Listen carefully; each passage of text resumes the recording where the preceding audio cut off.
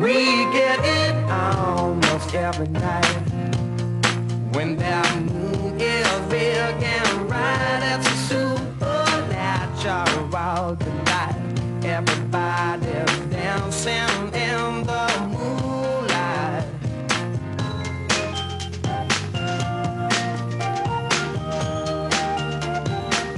Everybody here is out of sight. They don't bark and they don't bite. They keep their clues to keep it tight. Everybody's dancing. Buon pomeriggio, come sempre in diretta Chiacchiere e Caffè. In questi 40 minuti in cui vi facciamo compagnia oggi vogliamo esservi di utilità, vogliamo parlarvi di energia, di rispetto dell'ambiente, rispetto anche della nostra salute fisica ma anche mentale. Perché? Perché nella prima parte vogliamo proprio parlarvi di energia, degli sportelli energia che ci sono nel territorio padovano grazie a Legambiente, al Comune di Padova, alla Camera di Commercio e a Padova 3. E poi nella seconda parte vi vogliamo parlare di un'iniziativa particolare che sta prendendo piede anche qui in Veneto, ossia affiancare al medico di base la figura dello psicologo. Di questo parleremo nella seconda parte. Adesso, come vi avevo anticipato, vogliamo parlarvi di energia, come risparmiare, come dare una mano all'ambiente e come stare tutti bene. Questo lo facciamo con i nostri due ospiti che sono Piero De Candia, responsabile Energia Legambiente Padova, e Federico Gianesello dello sportello Energia della Bassa Padovana, sempre di Legambiente. Allora, intanto ragazzi, grazie di essere qui. Parliamo in particolare degli sportelli energia. Ce n'è uno a Padova, in questo momento attivo, ce ne sono 3 nella Bassa Padovana. Prossimamente verranno aperti altri 7 punti, sempre nel Padovano.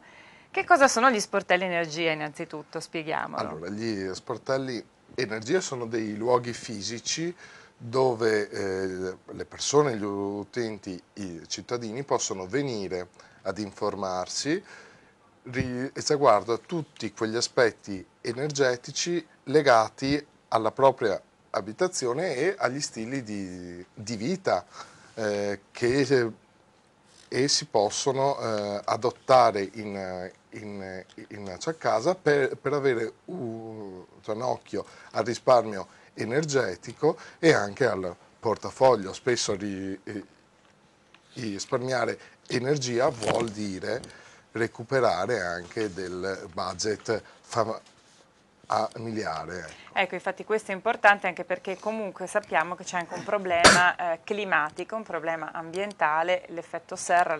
Io mi ricordo che ne avevo parlato ancora quando ero alle elementari, adesso proprio se ne parla comunemente. Ci sono anche delle direttive europee, in particolare della riduzione del 20% delle emissioni entro il 2020, producendo così il 20% tramite ovviamente l'uso delle energie rinnovabili, producendo così almeno il 20% dell'energia e riducendo i consumi del 20%. Per questo 20-20-20. Tanti piccoli accorgimenti a partire, appunto, come hai detto tu, dalla risistemazione della casa, ma anche da abitudini quotidiane, e poi appunto l'utilizzo di fonti rinnovabili come per esempio il solare, di cui appunto siete portavoce in questo senso anche tramite gli sportelli energia. Esatto. Beh, il fenomeno che forse ha preso più piede è la tecnologia che si è adattata meglio alle case di tutti noi, è quella del solare fotovoltaico. È la possibilità di produrre energia elettrica dal sole attraverso una conversione, cioè attraverso delle macchine particolari. Noi abbiamo la possibilità di produrre energia elettrica ed utilizzarla gratis. Oggi in Italia ci sono circa 14 o 17 giga, scusate, ma non sono dati aggiornati. Ci sono circa 17 giga di impianti installati e ben 480.000 piccoli produttori, cioè sono 480.000 le famiglie, le persone che contribuiscono grazie al loro impianto anche al fabbisogno energetico nazionale. Sì, perché leggevo in questa brochure, che tra l'altro è appunto distribuita anche negli sportelli energia, che una parte dell'energia che ricaviamo dall'impianto solare può essere anche distribuita poi nella rete nazionale, oltre ovviamente a coprire i nostri costi, diciamo, e comunque i nostri bisogni di energia. Tra l'altro questi impianti solari, ne abbiamo sentito parlare, soprattutto li vediamo nelle grandi aziende, penso ad esempio alla zona industriale di Padova. Abbiamo sentito che anche il comune di Padova li ha installati nelle scuole, è forse uno dei comuni più virtuosi, e comunque il Veneto so che è un comune virtuoso da questo punto di vista. Il Veneto è la seconda regione in Italia per numero di impianti e Padova è tra le prime città in Italia per numero di impianti installati. Legambiente ogni 3 mesi pressappoco fa un report sullo stato delle installazioni degli impianti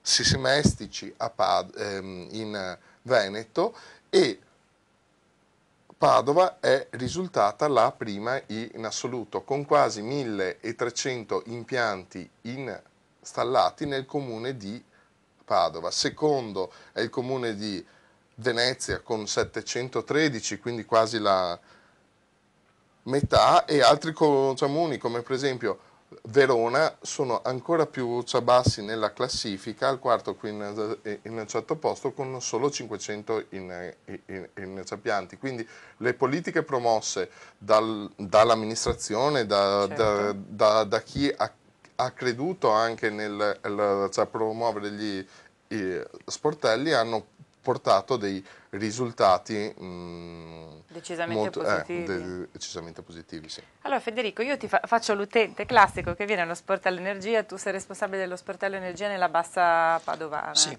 E voglio informazioni perché vorrei installare un impianto, per esempio solare, nel tetto di casa mia. Poi dipende se ho un'abitazione singola oppure se abito in un condominio.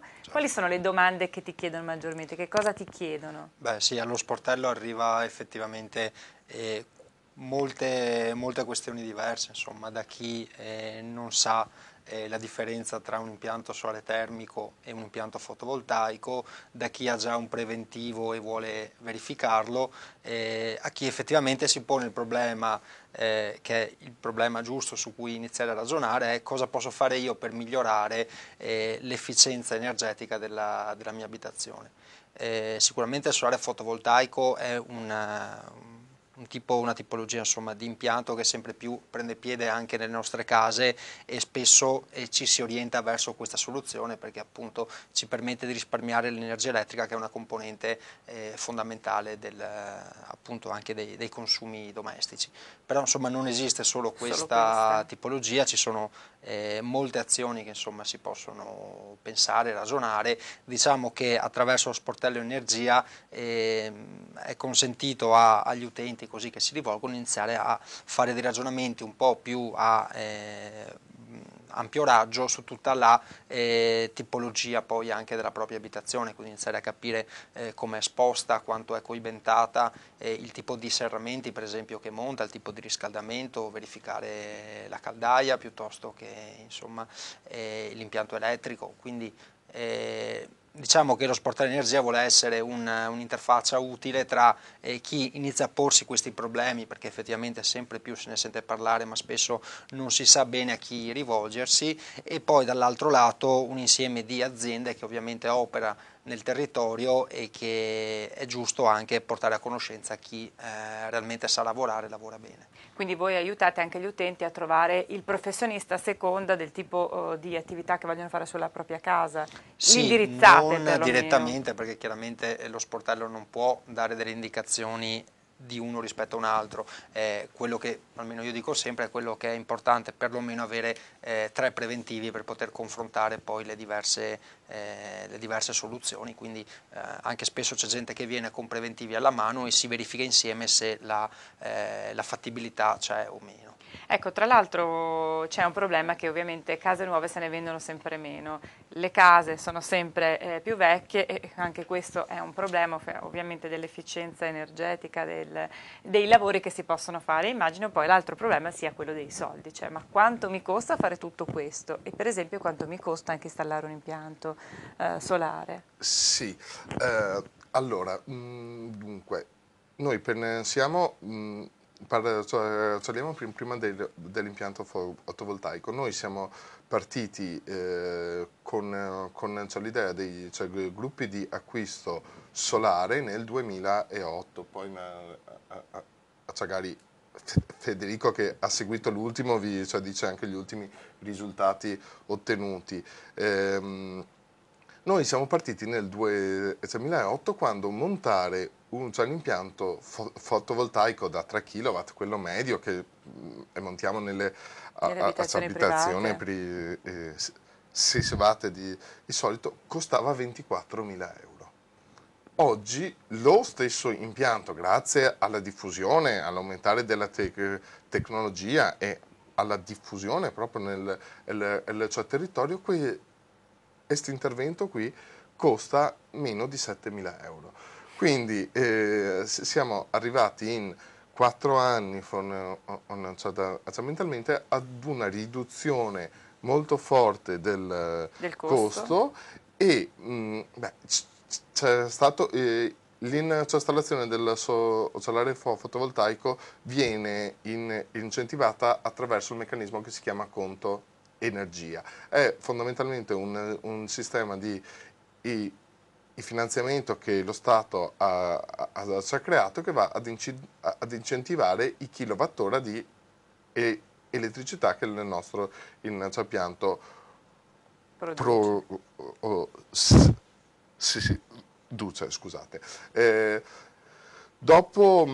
Però attualmente ci troviamo in una situazione un po' strana, nel senso che un governo che con un decreto non ce n'è riuscito molto bene a porre la fine di questi incentivi o il momento temporale della fine. C'è un'incertezza legislativa sotto, molte persone sono disincentivate ad avvicinarsi. Io posso assicurarvi che finché non si raggiungerà la quota di spesa impegnata dallo Stato per incentivare il fotovoltaico, ci sarà comunque il conto energia. Questa soglia dalle stime dovrebbe essere raggiunta verso fine marzo circa.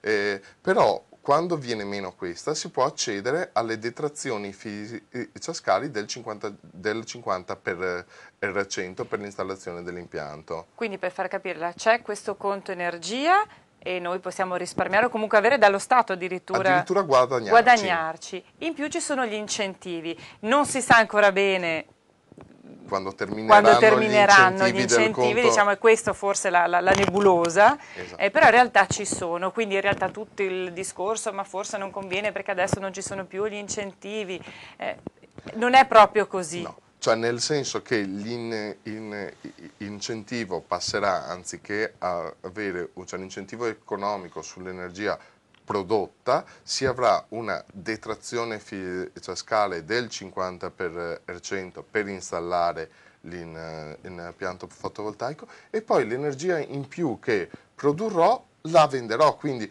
oltre ad avere il risparmio, perché io mi produrrò tutta l'energia necessaria per i miei usi diurni, venderò quella in eccesso, quindi anche in questo caso qua ci sarà un guadagno per chi installa questo tipo di tecnologia qui. In termini pratici quanto si risparmia? Non so se lo chiedo a Federico questo. Sì, noi abbiamo visto che rispetto a un investimento iniziale, appunto, sì, il tempo con cui io riesco a rientrare della spesa sostenuta è nell'arco di 7-8 anni di funzionamento dell'impianto fotovoltaico. È chiaro che nel momento attuale con il conto energia che appunto mi premia per tutto quello che produco, io in 7-8 anni rientro dell'investimento e i restanti 13 anni ho in qualche modo un plus che su cui posso fare affidamento. È un piccolo investimento, È diciamo. un piccolo investimento, tant'è che un annetto fa il Sole 24 Ore stesso diceva: non investite in titoli di Stato, investite in fotovoltaico. Questo perché effettivamente una volta, anni fa, più di adesso, però c'era veramente il vantaggio economico in questo investimento. Questo è stato anche, non è stato solo un aspetto positivo del fotovoltaico, perché effettivamente nel settore poi si è buttati a capofitto un insieme di aziende, di speculatori anche a volte, che possono avere un attimo anche danneggiato l'immagine del fotovoltaico, che di fatto resta una tecnologia pulita per produrre energia in maniera rinnovabile dal sole, che è chiaramente la prima fonte di energia che abbiamo, e su questo secondo me bisogna effettivamente focalizzare l'attenzione adesso.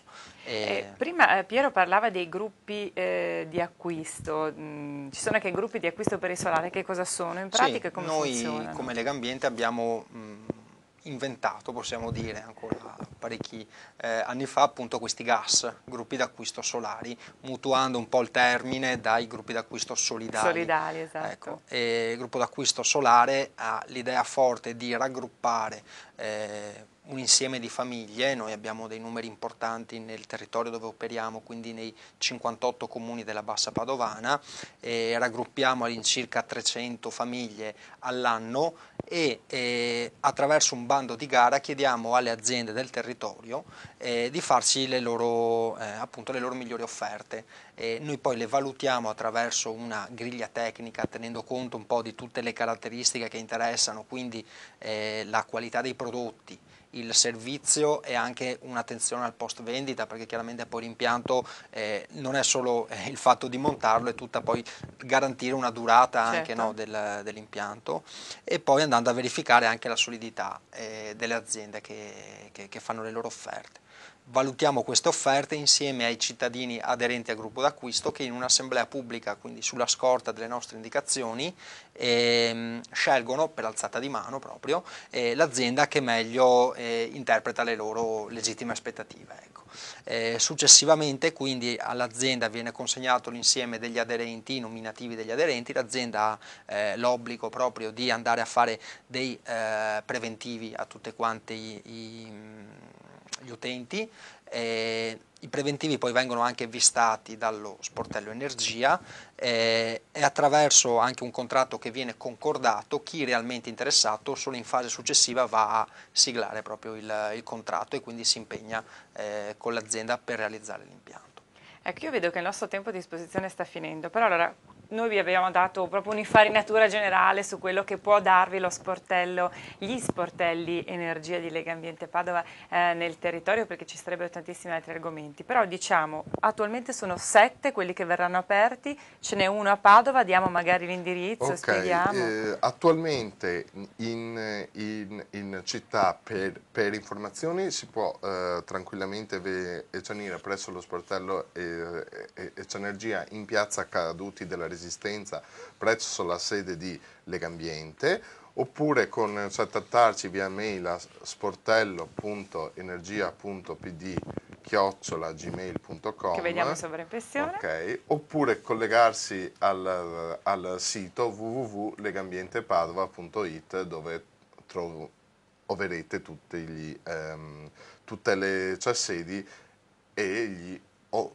orari di apertura dello sportello. E dove è possibile scaricare anche la brochure di cui vi abbiamo parlato, esatto, in cui ci sono un po' di spiegazioni, ma poi ovviamente gli operatori degli sportelli sapranno darvi tutte le informazioni necessarie. Allora ragazzi, noi vi ringraziamo, buon lavoro, mi sembra che ce ne sia in futuro di lavoro da fare, soprattutto su queste tematiche. Noi ci fermiamo solo un attimo per la pubblicità e, come vi avevo anticipato, subito dopo parleremo della funzione dello psicologo affiancato al medico di base.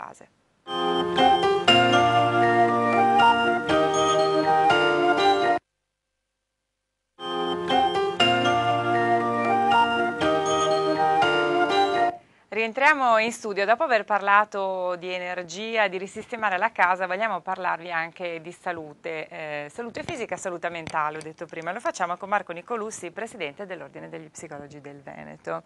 Intanto grazie di essere qui con noi per una modalità nuova, diciamo una proposta nuova che sta prendendo piede qui in Veneto, quella di affiancare al medico di base uno psicologo. Intanto chiedo da quando è partita o quando partirà questa nuova proposta? Beh, la proposta è partita già 12 anni or sono, anzi 15 anni or sono per la precisione, dalla Sapienza, Università La Sapienza di Roma, da dei professori universitari, il professor Mario Bertini e Luigi Solano, che sono psicologi di professione ma medici di formazione, hanno compreso quanto e come la presenza dello psicologo insieme al medico di medicina generale sia efficace ed efficiente. Ma ci sono comunque altre situazioni ed esperienze fuori dall'Italia che sono, ad esempio, hanno un'esperienza di 30 anni, parlo il caso dell'Olanda, dello psicologo di cure primarie, il caso dell'Inghilterra, che hanno fatto un vasto investimento economico in quanto la presenza dello psicologo dimostra il risparmio al servizio sanitario inglese in questo caso, e quello che noi adesso in Veneto stiamo andando a sostenere e che stiamo già sperimentando con efficacia, ad esempio in provincia di Padova, il comune di Carmignano, l'UTAP di Carmignano. In pratica che cosa state sperimentando? Come funziona questo servizio? Allora, il tipo di intervento che proponiamo noi, dimostrandone l'efficacia e l'efficienza e il risparmio sulla spesa sanitaria su diversi aspetti, sulla quantità di prescrizione di farmaci, sul numero di visite specialistiche che generalmente il medico fa, sugli esami di laboratorio, sulle indagini strumentali. L'esperienza che si sta facendo a Carmignano consiste in un lavoro di invio da parte del medico di base, dei medici, perché si lavora nell'UTAP di Carmignano, a uno psicologo, in questo caso una psicologa psicoterapeuta, che vede inizialmente nei primi mesi, è iniziata a settembre dell'anno scorso, era un giorno alla settimana, adesso è diventata 2 pomeriggi alla settimana. L'utente non paga nulla perché è finanziato interamente dal comune di Carmignano. In particolar modo il sindaco e il vice sindaco Alessandro Bollis, che sono particolarmente attenti, interessati. Ad esempio il comune di Carmignano, attraverso appunto il vice sindaco Bollis, già da tempo ha portato la presenza dell'infermiere di famiglia e adesso lo psicologo di famiglia. Ma in termini pratici, quante persone sono passate e quali sono, diciamo, i bisogni che avete riscontrato in queste persone? Se si può fare una statistica, se si possono dare dei numeri ovviamente. I numeri che si possono dare per l'esperienza di Carmignano sono che c'è stata la necessità di aumentare il giorno di presenza, il pomeriggio di presenza, perché la psicologa non era in grado di soddisfare le richieste che arrivavano, appunto. E i numeri che si possono dare sono quelli in base alla teoria dell'approccio biopsicosociale, che dimostra che almeno il 50% delle persone che si rivolgono al medico di medicina generale hanno problematiche psicosocio-relazionali e che quindi il presentarsi dal medico con presunte e inconsapevoli necessità, richieste di tipo fisico, nascondono invece situazioni di altro genere. L'esempio che io uso dare è anche molto semplice: la persona che va dal medico di base e chiede un sonnifero per dormire la notte, quando magari alle spalle c'è la crisi economica in corso, lui è un imprenditore, non riesce a far fronte ai debiti, non riesce a pagare i dipendenti, oppure è un dipendente che sa che la sua azienda non va molto bene, questo inevitabilmente, perché siamo esseri umani, quindi abbiamo conseguenze psicologiche dei vissuti dei nostri giorni, non riesce a dormire perché i problemi, i pensieri. Ma il sonnifero non risolve il problema va affrontato e risolto in altri modi a seconda della situazione. Quindi un aspetto importante che può fare, che fa parte, diciamo, della teoria e della mission della competenza e professionalità dello psicologo e dello psicoterapeuta, è quella di intervenire personalizzando l'intervento, quindi non c'è un intervento standard, ma c'è un intervento specifico a seconda delle persone. Immagino che tutto questo non ha ancora preso piede per questioni economiche, perché poi è sempre lì la questione, o forse perché forse fino adesso non ci si è creduto. Ma questo quanto costa? Costa tanto, per esempio, il Servizio Sanitario Nazionale, questo servizio potrebbe costare tanto alle spese della Regione? Allora, io a suo tempo ne parlai con l'assessore alla sanità Della Regione? Della Regione Veneto, sì, e questo si parla un paio d'anni fa, era anche disponibile a finanziare il progetto di sperimentazione. Dopo, per una serie di vicissitudini, anche insomma di questioni legate alla crisi economica in corso, il finanziamento non c'è più stato. Noi stiamo facendo questa sperimentazione, diciamo, chiamiamola spizzichi e bocconi con il Comune di Carmignano. Io personalmente, come libero professionista, ho attivato una raccolta firme online in cui sto chiedendo che il nostro ente di previdenza, noi come tutti i liberi professionisti abbiamo un ente di previdenza, certo, che nel nostro caso è l'ENPAP, i medici hanno l'ENPAM, gli infermieri l'ENPAPI, eccetera, e chiedo che sia il nostro ente di previdenza a finanziare una ricerca in tal senso, non solo per lo psicologo impropriamente detto di base, che quindi lavora con i medici di medicina generale, ma anche per lo psicologo in farmacia, nelle farmacie, perché anche questo ha dimostrato l'importanza, la significatività e l'efficienza dell'intervento. Quindi siamo nella fase in cui stiamo cercando di raccogliere i finanziamenti per sperimentare scientificamente e empiricamente quanto questo sta funzionando. Noi lo Quindi sappiamo questo che potrebbe rappresentare poi una carta, diciamo, d'ingresso da giocare con l'assessore alla sanità piuttosto che col Servizio Sanitario Nazionale? Perché questo, ultima, ma certamente non l'ultima, fa risparmiare di fatto il Servizio Sanitario Nazionale in quelle che, avevo detto prima, sono il numero di prescrizioni di farmaci, perché si diminuisce, si sono visti degli esempi su Roma e Umbria, Orvieto, si è visto che in casi di 2 medici avevano un risparmio solo per la prescrizione di farmaci che andava da 50.000 euro nel caso di uno e 70.000 euro nel caso dell'altro all'anno. Forse le case farmaceutiche in questo non sono molto contente, ma questa è una piccola battuta che facciamo, certo, a latere, diciamo, sicuramente, perché comunque incidono anche queste. Quindi il Veneto, diciamo, è indietro rispetto ad altre regioni, o comunque ci sono altre regioni che hanno già adottato questa forma di sperimentazione o questo servizio? No, non è indietro, anzi il Veneto è comunque da sempre stato attento e sensibile agli aspetti sociali e psicosociali. È vero che siamo in una fase storica in cui disponibilità economico-finanziaria non c'è, per cui noi andiamo a puntare molto sull'efficacia, sull'efficienza e sul risparmio sanitario.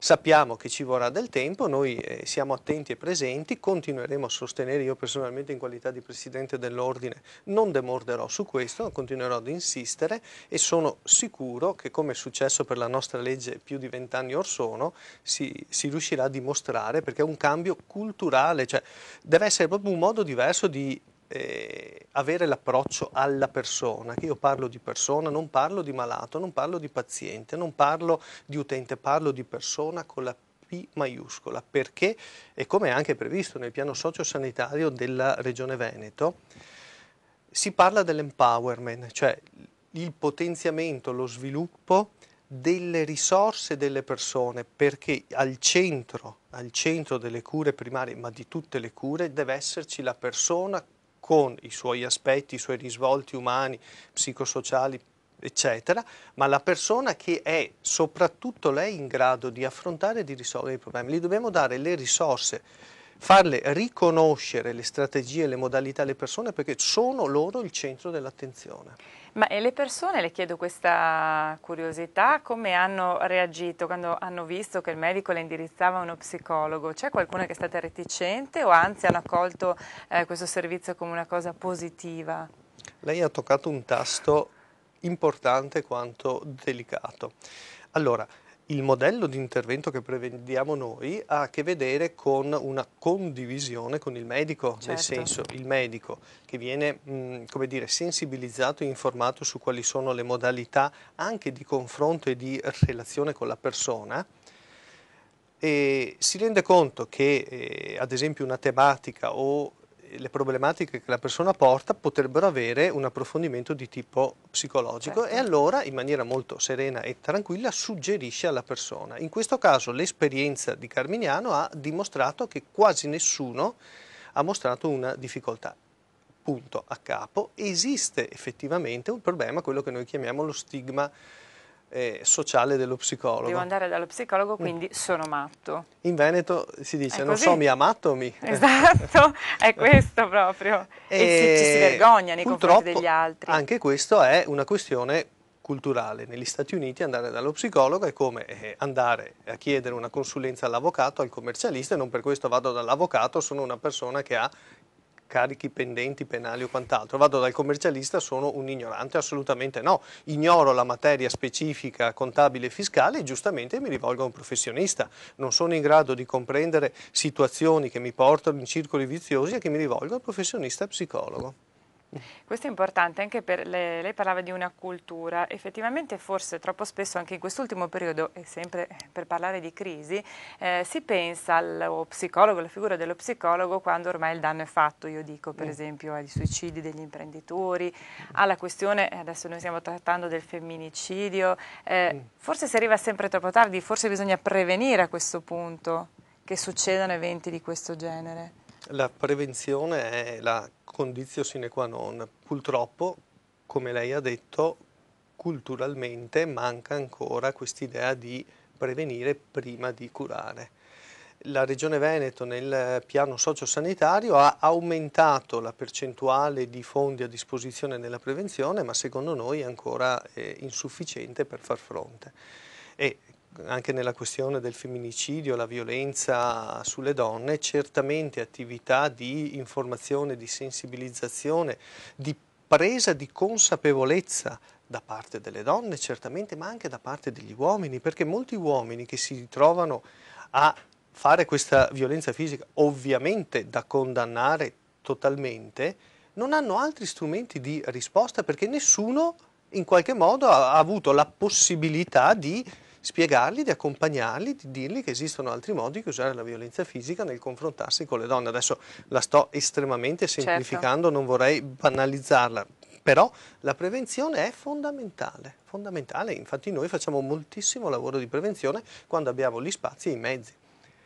Con la crisi economica io personalmente con la Camera di Commercio di Padova nel marzo del 2010, quando c'è stato il boom degli imprenditori suicidi, grazie alla sensibilità del presidente Furlan della Camera di Commercio si è attivata in 448 un numero verde anticrisi, sì, con il sottoscritto che ha fatto fino a giugno dell'anno scorso il coordinatore, ma io non ero da solo, io ero insieme a un team multiprofessionale, oltre che con le associazioni di categoria c'era il commercialista, il consulente finanziario, l'avvocato, in cui le associazioni di categoria, l'APE per la ristorazione, certo, l'ASCOM, eravamo una squadra multidisciplinare, multiprofessionale che prendeva in carico la situazione e cercava di risolvere. L'apporto del sottoscritto era importantissimo, ma quanto era importante l'apporto dell'avvocato, l'apporto del consulente finanziario, che era quello che ci dava uno spaccato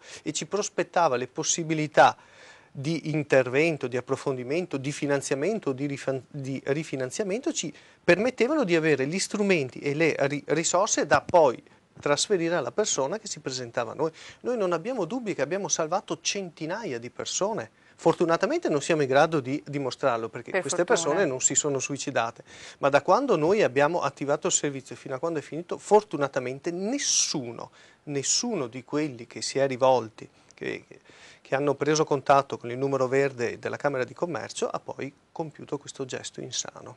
Quindi anche in questo caso la rete, diciamo, è importante per razionalizzare gli interventi e per prevenire eventuali danni alla società e alle persone naturalmente. Certo, noi poi aggiungo come Ordine degli Psicologi del Veneto abbiamo sottoscritto 2 protocolli d'intesa, uno con l'Associazione Nazionale Speranza al Lavoro, che non so se voi la conoscete, un'associazione che è nata a Padova e che è stata fondata, oltre che ad associazioni e a sindacati, è stata fondata da 2 figlie di 2 imprenditori suicidi. Ricordo.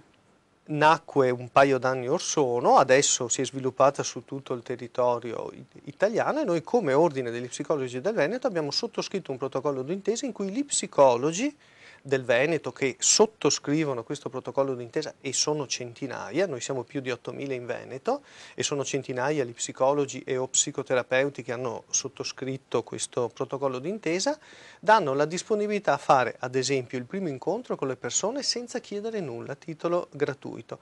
Valutano se il secondo incontro i colleghi psicologi, anche quello possono fornirlo a seconda della situazione e della disponibilità, e comunque poi la presa in carico sarà con una scontistica significativa del 30%, con il suggerimento ad esempio di non superare un importo di 50-60 euro a seduta.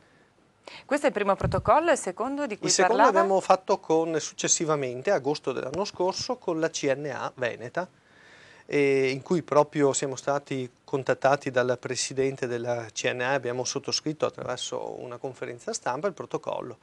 Ad esempio, in questo caso il presidente della CNA ha raccontato in conferenza stampa un episodio di un conoscente che era un agricoltore che si è suicidato perché aveva avuto un abbattimento significativo nel raccolto, ma questa persona non avrebbe avuto assolutamente problemi economici, sarebbe stato sufficiente che vendesse un campo e si sarebbe rifatto, ma Non lo si è sapeva. trovata da sola. Si è trovata da sola, nessuno che ovviamente era in grado di comprendere la situazione e si è suicidato. Invece quello che noi stiamo andando a sostenere è che insieme si può completamente riformulare la situazione, che il suicidio non è una soluzione, è il fallimento della soluzione. Certo. E quindi le persone che arrivano a questo punto è perché si ritrovano da soli, senza avere nessuno, e noi vogliamo andare a costruire, a strutturare sta rete. Abbiamo visto che le associazioni di categoria sono presenti e attente a Quindi questa... adesso diciamo l'altro lavoro che dovrete fare psicologico, dico sempre tra virgolette, è quello anche di colloquiare con i medici di base, per esempio, per riuscire a far capire l'importanza di questa rete.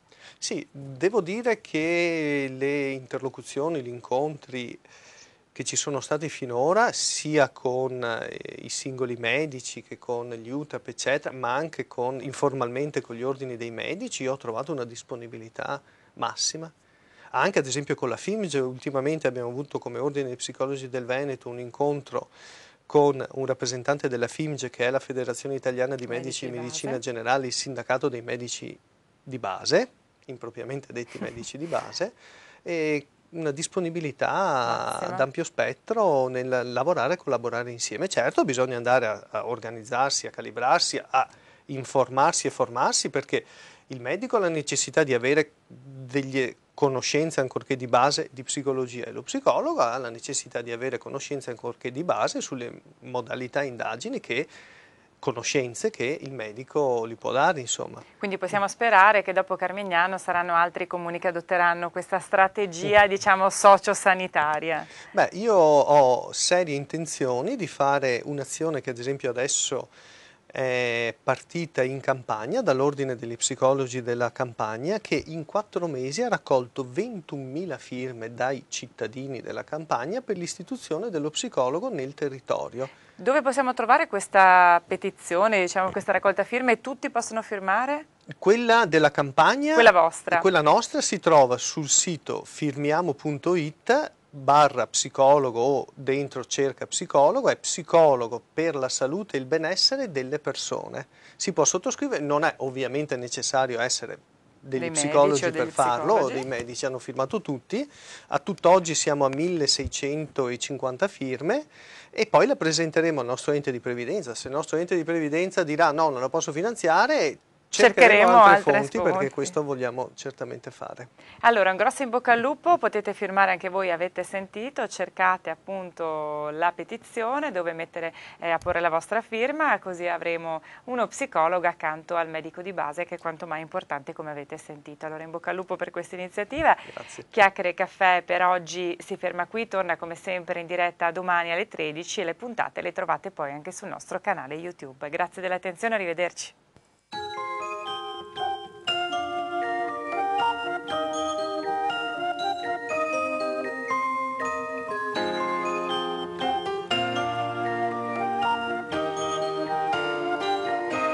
We get it almost every night.